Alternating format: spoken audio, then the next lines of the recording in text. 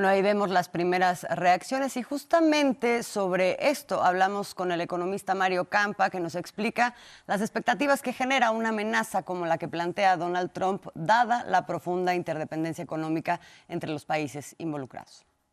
Bueno, lo que sucedería si se le aplica una tasa arancelaria a Canadá y a México del 25% y un 10% a China encima de los aranceles que ya se pusieron por allá del 2020, pues ocasiona que los productos importados de esos tres países se encarezcan en esa proporción. De la noche a la mañana, digamos el 20 de enero, que entre Trump y firme el decreto ejecutivo, el consumidor tendría precios más elevados y por ende pues dejaría de demandar algunos productos, en particular de estos países, pero en particular, por ejemplo, gasolina proveniente de Canadá. En el caso mexicano, manufactura y algunos bienes del campo. Sabemos que pues México exporta aguacate, tomate, tequila del campo, no únicamente automóviles, televisores, electrónicos, computadoras.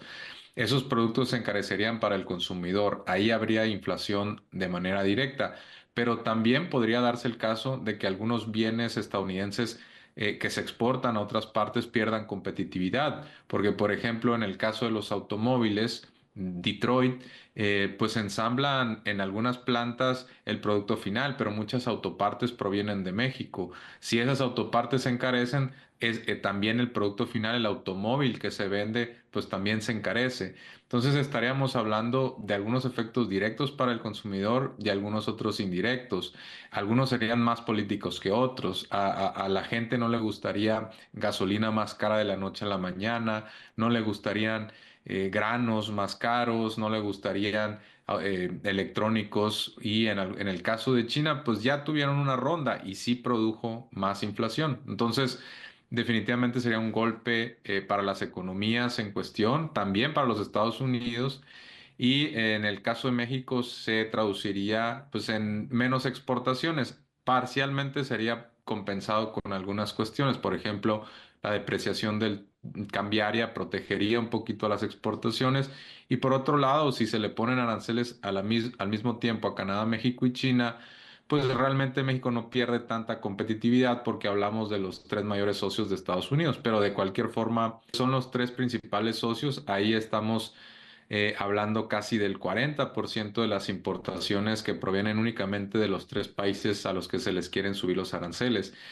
Hoy la reacción en las bolsas es que las tres grandes armadoras de Detroit, que son General Motors, Stellantis y Ford, cayeron tremendamente. General Motors 9%. Se espera que sus márgenes caigan, que pueda haber más desempleo también en ciertos estados del cinturón del óxido en los Estados Unidos. Entonces, no conviene a ninguna de las partes.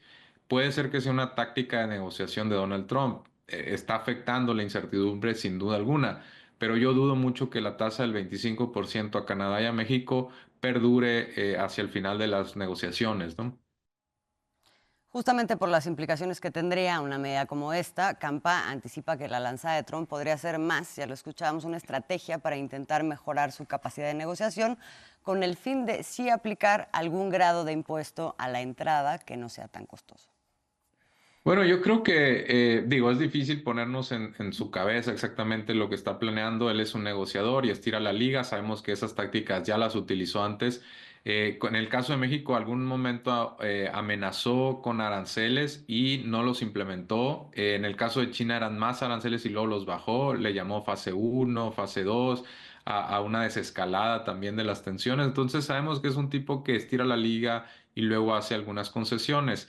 Es difícil imaginar que no va a hacer nada. Yo creo que tampoco se presentaría ese escenario. Probablemente sea un caso intermedio donde esas tasas del 25% sean simplemente para ganar un poco de terreno de negociación y que eventualmente bajen. Ahora, si Estados Unidos quiere que las importaciones desde China no suban a pesar del arancel del 10%, Entonces, probablemente no subiría más del 10% las de Canadá y de México. Si sube mucho las de Canadá y México, pues entonces China estaría regresando con más productos, cosa que Estados Unidos no va a querer por cuestiones geopolíticas. Entonces, probablemente esa tasa del 25% a partir de negociaciones termine siendo del 10% o inferior. Por supuesto, se tiene que negociar y ver en qué condiciones termina esto, pero sí es muy descabellado pensar que todos los productos van a tener un arancel del 25% porque para empezar, eso pondría fin al TEMEC. Ya sería pues innecesario, probablemente las tasas de la OMC serían menores incluso, entonces sería de facto el fin del Tratado de Libre Comercio. Ahora, hay que recordar que Trump lo vende como uno de sus principales logros, este mismo tratado. Entonces, un balazo en el pie no se antoja dentro de lo probable. Es posible, ¿no? Que Trump, siendo impulsivo y un mal cálculo, lo lleve a tomar una mala decisión, pero yo creo que hay margen de negociación. México puso puntos interesantes hoy a través de su presidenta en discusión: el tráfico de armas, la responsabilidad del consumo de los Estados Unidos, la interconexión de las cadenas de suministro, en particular de la industria automotriz, que se vio reflejado hoy con caídas en la bolsa, y así otras industrias. Entonces yo no creo que el escenario propuesto de Donald Trump vaya a ser el que termine. El actual que se está discutiendo vaya a ser el que termine asentándose, ¿no? Ahora bien, México no entra manco a esa negociación ni a esa relación, como planteó en su posicionamiento la presidenta Claudia Sheinbaum. Y más allá de lo dicho, Mario Campa señala otros aspectos geopolíticos importantes que necesariamente Estados Unidos debe tomar en cuenta. Existen otras posibilidades que México puede, con mucha sutileza, sondear. Por ejemplo, la entrada a los BRICS, una solicitud de admisión, aunque no se termine ejecutando, podría hacer que Estados Unidos tuviera mucho cuidado porque puede perder. México no se considera un aliado natural de los Estados Unidos, pero sí una nación neutral con una geografía que comparten. Si ya de plano México se va a los BRICS, pues sí sería un golpe duro a Estados Unidos en un momento en que pues ha tensado relaciones con otros países como es Colombia, incluso con Francia. Por supuesto, la geopolítica lo ha ido marginando. En ese sentido, pues no es cualquier cosa que México se acerque a los BRICS, que se acerque a China. Y yo creo que Estados Unidos también tiene que tener mucho cuidado con eso. Y es parte, por supuesto, de las cartas de negociación que tiene México, ¿no? Y finalmente, Mario Campa menciona lo que hubiese sucedido en el caso de que México y Canadá se hubieran plantado como aliados para hacer contrapeso a Donald Trump en su momento, algo que fue finalmente saboteado por Canadá con el mayor de los costos para ese país.